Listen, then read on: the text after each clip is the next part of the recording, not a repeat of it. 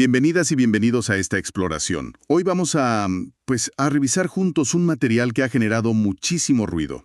Me refiero a extractos del libro La historia secreta, AMLO y el cártel de Sinaloa, de la periodista Anabel Hernández.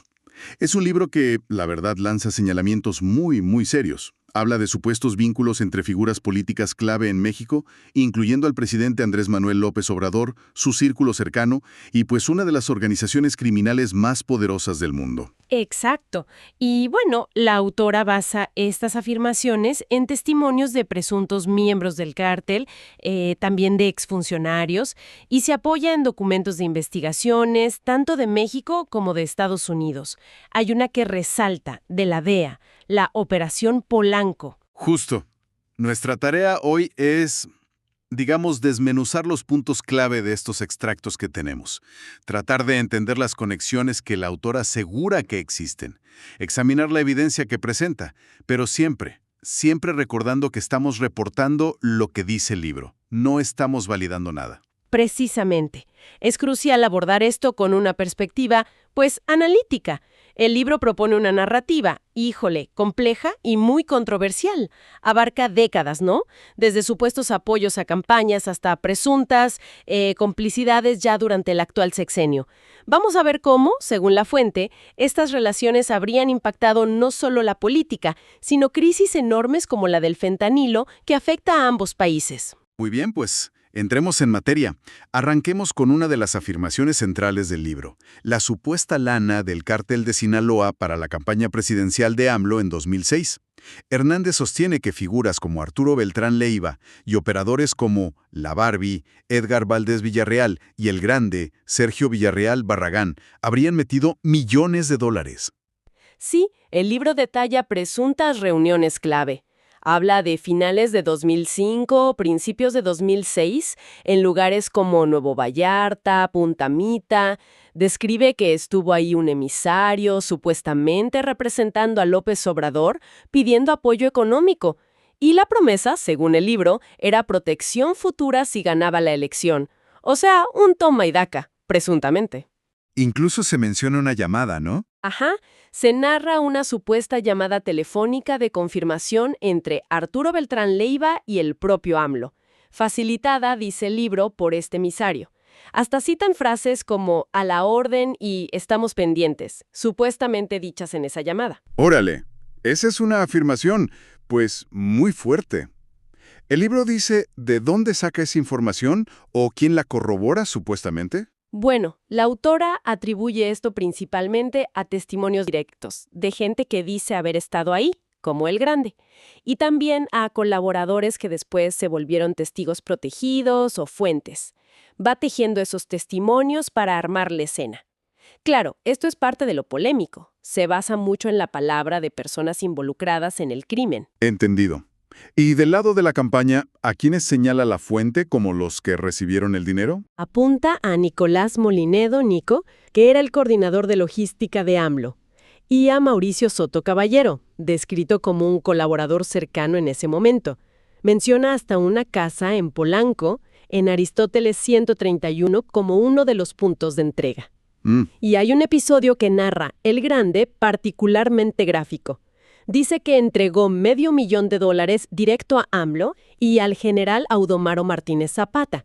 Esto supuestamente después de un meeting en Gómez Palacio, Durango. Y aquí es donde entra la Operación Polanco que mencionaste al principio. ¿Cómo conecta eso? Pues, según el libro, estos alegatos fueron investigados por autoridades de Estados Unidos, justo en esa Operación Polanco entre 2010 y 2011. Hernández cita testimonios clave que se habrían recabado ahí. El de Roberto López Nájera, el 19, y el de Mauricio Soto Caballero. Este último presuntamente cooperó después de que lo detuvieron en Texas.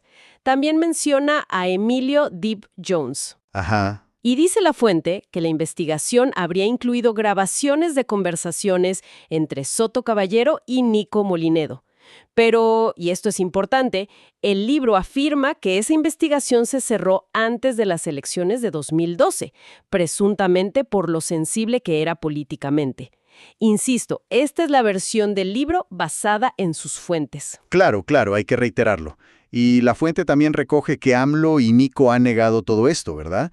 Aunque parece que señala algunas inconsistencias. Sí, el libro lo menciona. Dice que ambos han negado categóricamente los señalamientos, pero la autora resalta lo que ella considera contradicciones en declaraciones públicas que hicieron en 2024, cuando esto salió a la luz, sobre todo en los detalles del tiempo y la relación laboral entre Moginedo y Soto Caballero.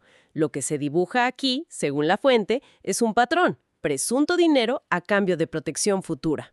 Ok, pasemos ahora a otra línea argumental fuerte del libro: el ascenso de los hijos del Chapo Guzmán, los Chapitos. Iván Archibando, Alfredo, Ovidio, Joaquín. El texto describe cómo toman control de una facción importante y su presunta conexión con la administración actual. Narra cómo consolidan poder, enfrentan rivales, como la guerra contra Dámaso López Serrano, el Mini-Lic, que por cierto es una fuente clave para Hernández en estas dinámicas internas según el libro. Exacto. Y este ascenso, relata el libro, coincide justo con la explosión de la crisis del fentanilo. La fuente pinta un cuadro terrible de lugares como Kensington, en Filadelfia, el llamado Zombieland, y lo vincula directamente con la producción y tráfico del cártel de Sinaloa, en particular, de la facción de los Chapitos. Detalla una supuesta reunión en Culiacán, en 2018. Ahí, los Chapitos habrían impulsado la producción masiva de pastillas M30, las de fentanilo. Según el libro, reconocieron abiertamente el negociazo que era, el altísimo margen de ganancia y lo adictivo que es.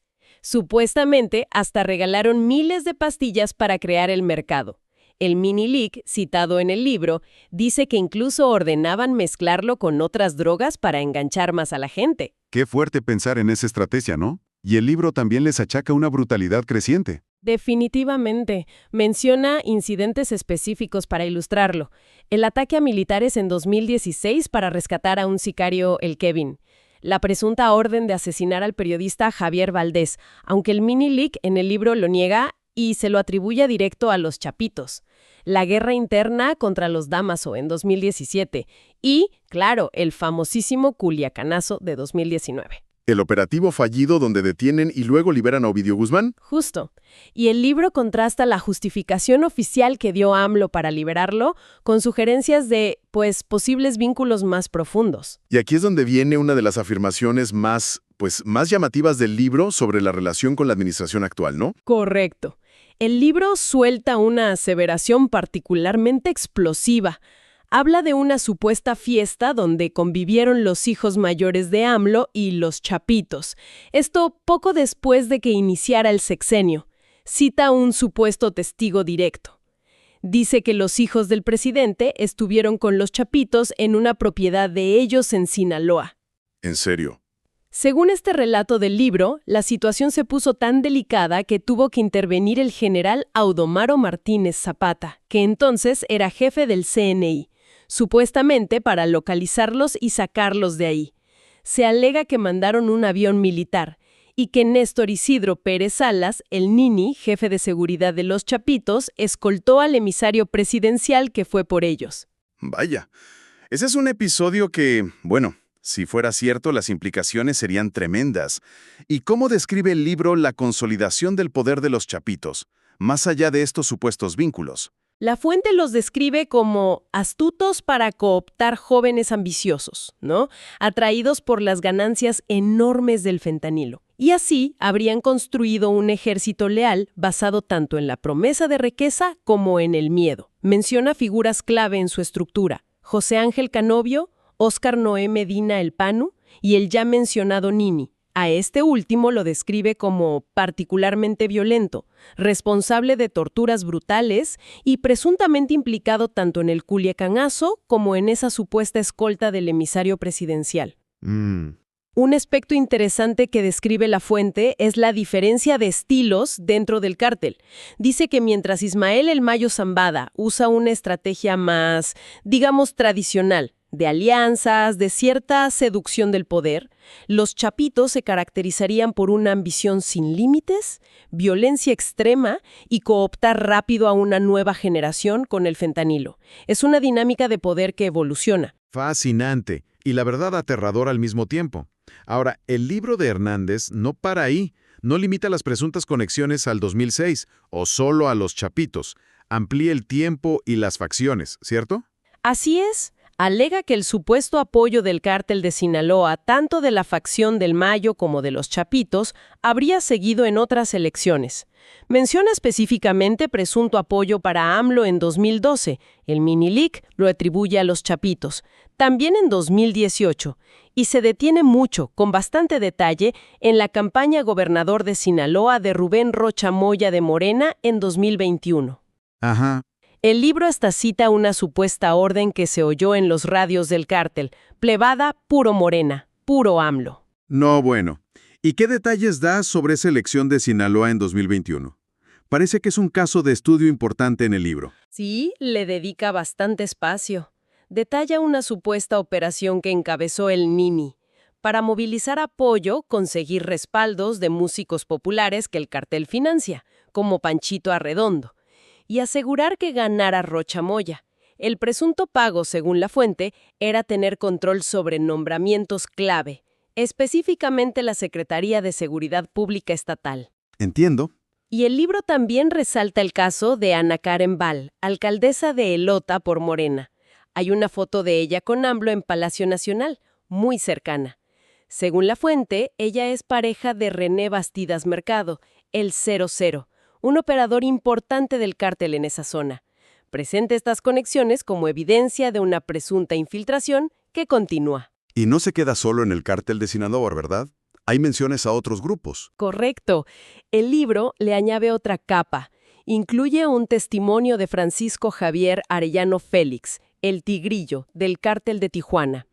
Según este testimonio, ellos también habrían aportado dinero a la campaña de AMLO en 2006.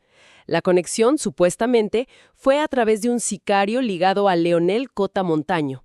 Él era dirigente del PRD en ese entonces, el partido por el que competía AMLO, y después ocupó cargos en el gobierno federal de López Obrador. Esto sugiere, según la narrativa del libro, que el presunto financiamiento pudo venir de varios frentes del narco. Lo cual nos lleva a las acusaciones que tocan a figuras prominentes de la administración actual y de la anterior en la Ciudad de México. Exacto. La fuente aborda señalamientos sobre Claudia Sheinbaum cuando era jefa de gobierno de la CDMX. Cita un testimonio sobre un presunto incidente con un cargamento de droga decomisado, unos 40 kilos. Según este relato, para liberar la mercancía se exigía entregar la mitad a gente designada por la entonces gobernante. El libro cita al presunto narco afectado usando lenguaje muy directo para expresar su frustración, mencionando Sheinbaum. Hay que ser cuidadosos, es lenguaje explícito citado por la autora. Entendido. Es un testimonio directo que cita la autora. ¿Y sobre Omar García Harfuch? Su nombramiento como secretario de Seguridad Ciudadana en CDMX también se examina. El libro subraya su pasado en la Policía Federal, bajo Genaro García Luna y Luis Cárdenas Palomino, ambos después señalados por corrupción y nexos con el narco. Se citan alegaciones específicas contra García Harfuch. Un supuesto soborno de $800,000 que los chapitos le habrían pagado. Esto para detener a Dámaso López Núñez, el licenciado, papá del Minilic, en 2017. García Harfuch dirigía la AIC entonces. El Minilic es citado afirmando esto, y añade que en ese operativo se robaron $2 millones de su padre. Vaya. Además, el libro relata otro incidente de 2023 con una financiera llamada Black Wall Street Capital. Describe un cateo presuntamente ilegal de la policía capitalina, supuestamente bajo órdenes de García Harfuch. Se alega que robaron $3 millones y 15 millones de pesos en efectivo, que destruyeron evidencia y fabricaron cargos. Aunque los cargos se cayeron por falta de pruebas, el dinero nunca apareció. La fuente conecta esto con presuntos vínculos de esa empresa con transporte de drogas para Sinaloa. Lo presenta como ejemplo de supuesto abuso de poder ligado a intereses criminales. Quede claro que los extractos de la historia secreta de Anabel Hernández dibujan un panorama, pues, sumamente perturbador. Presentan una cascada de alegatos sobre presuntos vínculos financieros operativos que, según la autora, son profundos, sostenidos en el tiempo. entre facciones del cártel de Sinaloa y figuras centrales del movimiento político que llevó a AMLO al poder, desde campañas hasta la presidencia. Es fundamental recordar, una vez más, esto es lo que reporta la autora, basándose en sus fuentes. Testimonios de criminales, exfuncionarios, documentos. De por vías independientes, judiciales, serían de una magnitud inmensa. Sacudirían los cimientos de la narrativa oficial sobre la lucha contra la corrupción y el crimen en México. Y más aún, el libro conecta directamente estas presuntas complicidades con tragedias muy actuales. La violencia imparable en México. La fuente cita cifras tremendas, más de 174,000 homicidios, 114,000 desaparecidos en este sexenio. Ajá. Y la crisis de opioides y fentanilo que causa estragos en ambos países. El ejemplo de Zombieland en Filadelfia que menciona el libro es brutal.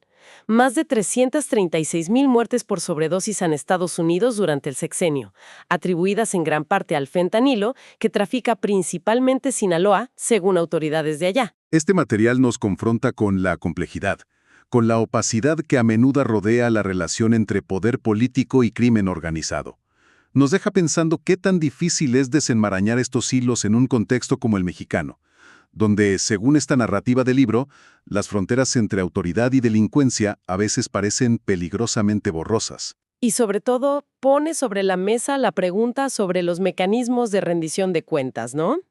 ¿Qué mecanismos existen o deberían existir cuando surgen acusaciones de esta gravedad contra las figuras más altas del poder? Acusaciones respaldadas por testimonios y documentos como los que presenta Hernández. Son interrogantes cruciales, creo yo. Invitan a una reflexión mucho más profunda sobre las dinámicas de poder que podrían estar operando tras bambalinas.